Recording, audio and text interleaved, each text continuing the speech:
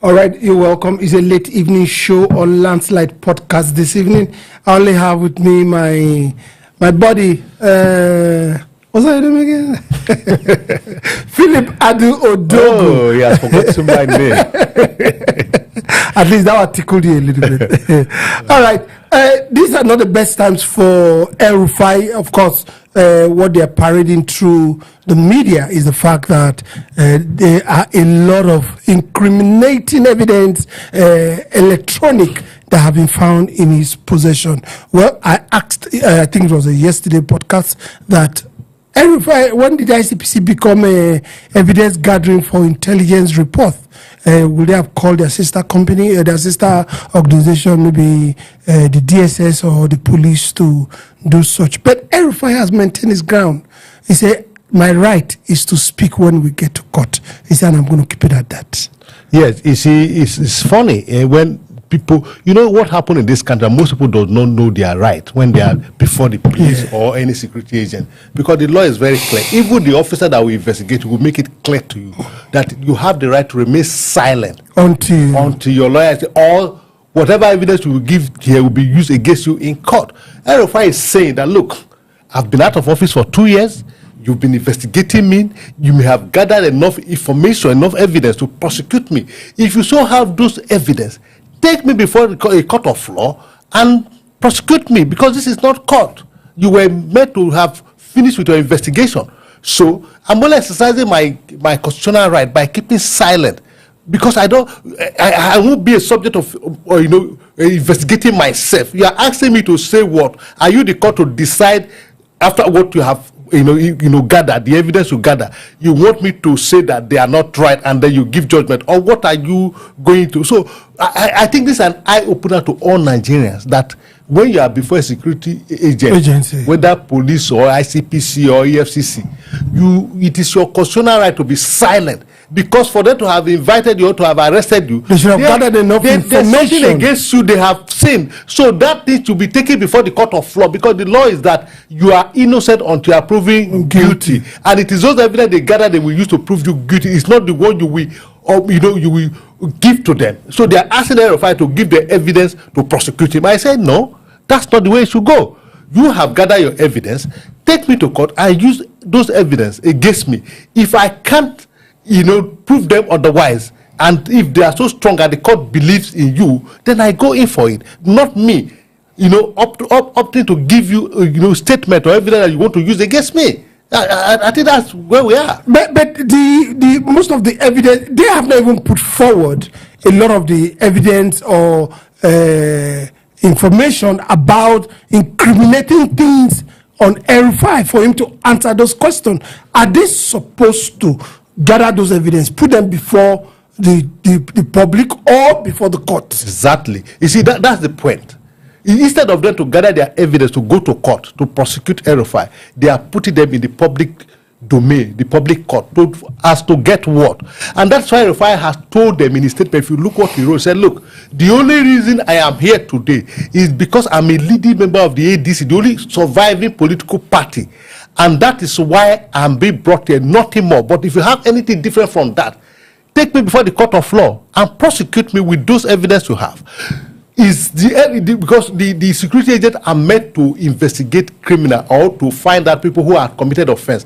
And when they have enough evidence, that's when they make an arrest. They arrest you and take you to court with those evidence and present you to court and present the evidence against you.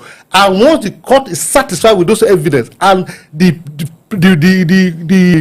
person arrested, you or you are unable to defend yourself, to prove, to create doubt in the mind of the court, then you go in for it. And but what are they doing in El-Rufai's case? They are telling the public, oh, El-Rufai, we have found so many incriminating evidence in his house when we went to search, and this.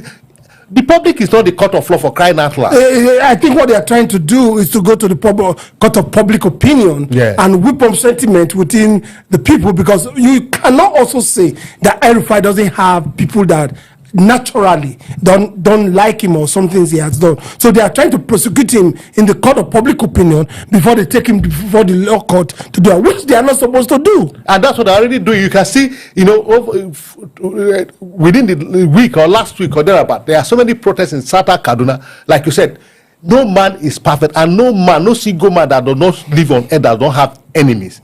So El-Rufai enemies, Kaduna South, they already protested that El-Rufai must be probed, XYZ, and this is what the security agent wants. They want, like you said, they want to create that environment for sentiment, for hatred, for the public to hate him, so that the public cannot say El-Rufai is guilty as charged.